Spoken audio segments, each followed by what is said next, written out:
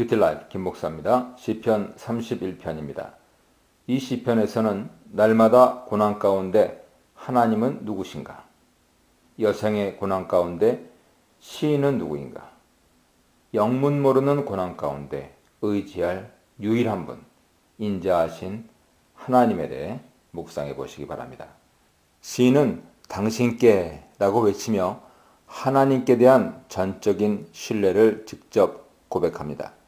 시인에게 하나님은 고난과 고통에 처했을 때 피난처가 되어주시는 분이시죠.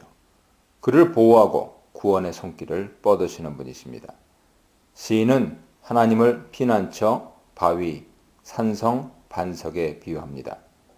대부분 산지에 거주하던 이스라엘 사람들에게 견고한 바위나 높은 산성은 종종 자연재해나 강도 혹은 적의 공격에서 그들을 보호해주는 피난처가 되었습니다. 하나님은 이런 보호하는 것과 같이 시인을 위험에서 지켜주시는 분이십니다.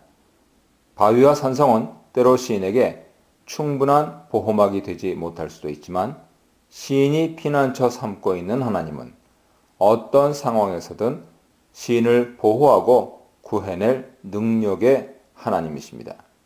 시인은 하나님께 피할 때 자기가 수치를 당하지 않을 것을 잘 알고 있습니다. 그는 하나님께 간구할 때 그분이 귀 기울여 들으시고 구원하실 것을 기대하고 있습니다. 그는 무슨 근거로 하나님의 구원과 인도를 확신하고 있을까요? 그것은 바로 하나님의 공의와 하나님의 이름입니다. 하나님이 공의로우심으로 시인에게 닥친 상황을 의롭게 살피시고 마땅히 그를 구원하실 것입니다. 또한 하나님이 이스라엘을 백성으로 삼아 그들에게 하나님의 이름을 알리시고 언약을 맺으셨으므로 그분 이름의 명예를 걸고 하나님 백성인 시인을 돌보고 인도하실 것입니다. 한편 시인이 처한 상황은 비밀이 친 그물에서 엿볼 수 있습니다. 사냥꾼이 새나 짐승을 사냥할 때처럼 원수들은 시인을 잡으려고 몰래 그물을 쳐서 시인을 위기에 빠뜨렸습니다. 그에 반해 시인은 무고한 자임이 함축되어 있습니다. 5절의 첫 마디인 당신의 손에 라는 말은 1절의 당신께와 같은 맥락으로서 하나님을 전적으로 신뢰하는 시인을 잘 나타냅니다. 시인은 그토록 신뢰하는 하나님의 손에 자기 자신을 맡깁니다. 그의 생명까지 하나님께 내맡길 정도로 시인은 하나님을 의지하고 있습니다. 내가 나의 영을 주의 손에 부탁하나이다 라는 시인의 말은 예수님이 십자가에 달려 돌아가실 때 마지막으로 하신 말씀과 동일하며 이는 구원을 이루는 모든 일을 마치고 죽음의 순간까지 하나님의 뜻에 맡기는 예수님의 하나님에 대한 신뢰의 절정을 보여줍니다.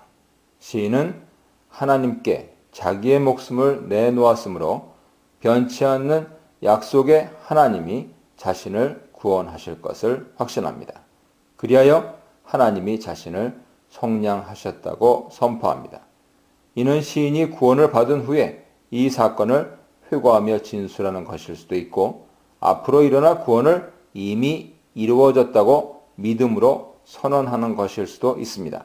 다만 5절 이후의 내용이 시인의 여전한 고난을 묘사하고 있으므로 후자로 이해하는 편이 1절로 18절 문맥에서는 더 적절해 보입니다.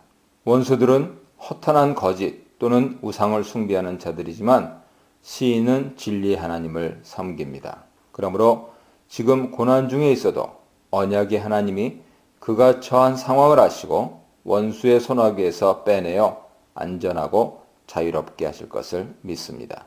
그렇기 때문에 5절에서와 마찬가지로 내 발을 넓은 곳에 세우셨다고 믿음으로 선언할 수 있습니다. 시인은 앞으로 하나님이 이루실 구원을 확신하고 기대함으로 고난 가운데서도 기쁨을 누릴 수 있습니다. 9절로 13절입니다. 하나님의 보호와 구원을 확신하는 시인이지만 그렇다고 해서 현실을 부정하거나 도피하지 않습니다. 대신 그의 절박하고 힘든 상황을 하나님께 낱낱이 아뢰며 앞으로 임할 하나님의 구원을 재촉합니다. 시인의 고통은 몸과 마음에 가득하죠. 이 근심과 고통은 하루나 이틀의 일이 아니라 그의 평생에 있어 온 것처럼 지속되었습니다. 그러므로 시인은 시간이 지날수록 기운이 빠지고 약해집니다. 시인의 고통의 원인은 그를 욕하고 몰래 자신을 위기에 빠뜨린 원수들 때문이었습니다. 그러나 시간이 흐름에 따라 이웃과 친구와 알지 못하는 행인조차도 그를 피하고 비방하였고 더 나아가 그를 죽이려고 하였습니다. 시인은 자신이 속한 공동체에서 이미 죽은 사람과 깨진 그릇처럼 버려져 존재감을 상실하였습니다. 몸과 마음이 피폐해지고 두려움과 고통이 엄습하는 이런 상황에서 하나님의 은혜에 호소합니다. 죽을 고통에 놓인 시인은 그래도 여전히 하나님을 의지하며 자기에게는 하나님밖에 없음을 확언하며 그러나 나는 주를 의지합니다 라고 외칩니다. 그는 자기의 미래가 하나님의 손에 있음을 인지하고 하나님의 사랑에 호소하여 자기를 원수에게서 건져주시기를 간구합니다. 시인은 기도의 시작부터 지금까지 반복적으로 하나님의 공의, 인자, 은혜 등 하나님의 성품에 근거해서 자신의 구원을 간청하였습니다. 이 하나님의 성품으로 하나님이 시인을 포함한 이스라엘과 언약을 맺었고 그의 말씀과 행동이 이 성품에서 온다는 것을 시인은 잘 알고 있었기 때문입니다. 시인은 자신의 구원을 간청하면서 원수들에 대한 심판도 함께 간구합니다. 하나님을 의지하여 도움을 청하는 자는 무고히 고통받고 있는 자기 자신이므로 하나님이 그를 원수들 앞에서 수치를 당하지 않게 하시되 그의 원수들에게는 수치와 멸망이 임하기를 구합니다. 이 원수들은 비겁하고 사악할 뿐 아니라 교만하고 죄 없는 자에 대해 거짓말을 하는 자들이므로 이들의 입을 막아주시기를 구하고 있습니다. 이제 시인의 간구가 끝나고 하나님의 은혜에 대한 감사 찬양이 시작됩니다. 내용으로 보아 이 단락은 시인이 기도의 응답을 받은 후인 듯합니다. 먼저 시인은 의인을 향한 하나님의 크신 은총을 찬양합니다. 하나님은 그를 경외하며 피난처 삼는 자를 위해 최고의 것을 마련해 주시는 분이시죠. 하나님은 이들을 사람의 꾀와 다툼을 일으키는 말에서 구하시고 그들의 손이 미치지 않는 비밀한 장소에 감추시는 분이십니다. 시인이 음모를 꾸미고 거짓을 말하는 자들을 지목하는 이유는 그의 원수를 염두에 두었기 때문이죠. 결국 하나님을 경외하며 피난처 삼는 자에 대한 하나님의 은총은 자신에게 베푸실 하나님의 은총과 동일시되어 있습니다. 시인은 자신이 기도한 대로 인자하심을 보여주신 하나님을 찬양합니다. 하나님이 그분의 인자하심으로 자기의 기도에 응답하시고 구원하시기를 구하고 기대하였는데 하나님은 그의 기도를 들으셨고 그를 구원하심으로써 하나님의 놀라운 인자하심을 보여주셨습니다.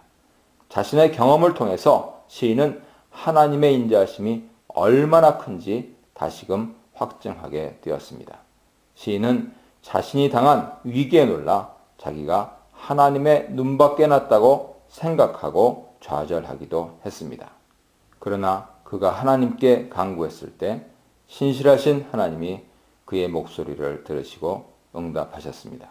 그러므로 그는 인자하신 하나님이 받으시기에 합당한 찬송을 드립니다. 끝으로 시인은 성도들을 향해 권면합니다. 여호와를 사랑하라, 힘내라, 담대하라. 이 세 가지 명령으로 시인은 성도들에게 권면합니다. 시인을 포함한 하나님의 성도는 진실하고 겸손하며 여호와를 의지하는 자들입니다. 하나님이 이들을 보호하고 사랑하심으로 그분의 성도도 하나님을 사랑하는 것이 당연합니다. 시인은 하나님을 외면하고 자기 자신의 경험과 생각을 존중하는 교만한 자들에게는 하나님의 엄한 심판이 있다는 점을 다시 상기시킵니다. 시인의 경험을 함께 들은 성도들은 시인의 고난을 통해서 하나님의 은혜와 인자하심을 찬양할 수 있게 되었습니다.